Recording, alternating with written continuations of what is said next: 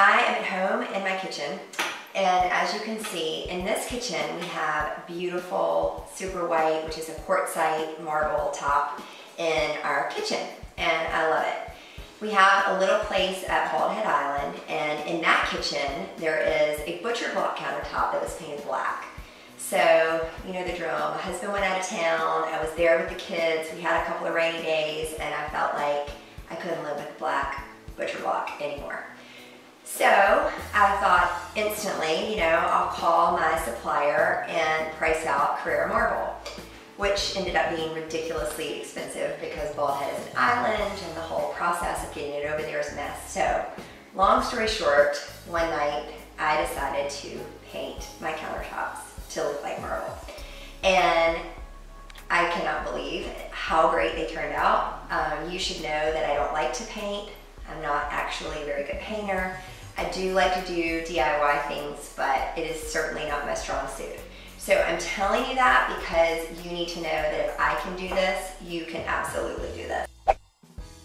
I did some research, and the first thing I did after I put my kids to bed and cleared everybody out was sand it down with a rough sandpaper. This is a 120 grit. You just want to really rough up the top. Now keep in mind, you could do this with a wood top, you could do this with a laminate countertop. There are a lot of different ways that you could do this. Probably not any kind of stone because the paint wouldn't stick, but if you have a surface that you want to make it look like stone, you can take this route.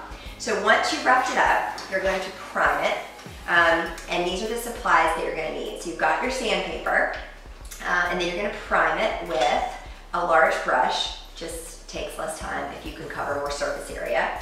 Make sure you use a good brush. You want the primer to go on thick and you want it to dry completely. Then the next thing you're going to need is an angled brush.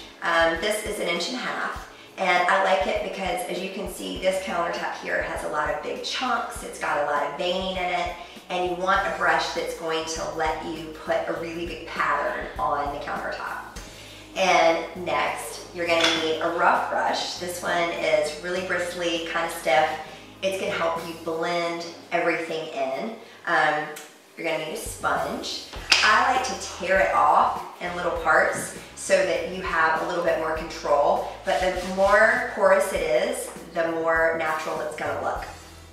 I found some paint in my garage. I used white primer, and then I used a white paint that's an Alkyd paint, but you can use whatever you have.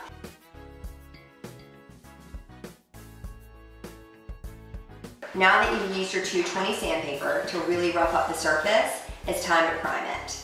So as I mentioned before, you want to use your large brush, put it in your primer, get a thick coat on there, and let it dry completely. The whole goal of the primer is to be able to grip the paint. Next, once the primer is completely dry, you're going to take that large brush again and put on a thin coat of a white paint.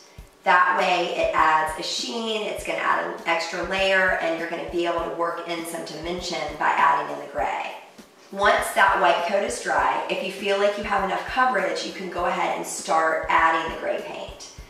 But I would recommend taking more white paint so that the surface is a little damp, because once you put that extra layer of white paint on and dampen it up a bit, when you take your gray paint and run it through it, it helps a lot if you can blend the gray with the white. So you're going to use your angled brush, and you're going to take really big, jagged sections and kind of paint them, fill them in with the gray paint. On the edges, you're going to take your gray brush or take a clean brush and blend it out. Take your rough bristle brush, make sure it's completely dry, and then you're going to dab it at the edges of the gray and white paint to help feather it out and blend it. Your sponge is a great way to do that too, and you may want to alternate it throughout so that it looks like it's a different technique. In real marble, there are lots of different dimensions, there are lots of different chunks of stone, and lots of veining. So you want to make sure that you make it look as natural as possible. The final step is to take your angled piece of torn cardboard, because you want the edges to be really jagged, dip it in a darker gray or in the gray that you have if you think it's dark enough, and run the veining through the existing chunks so that you're taking it and kind of outlining each section that you did the way natural veining would.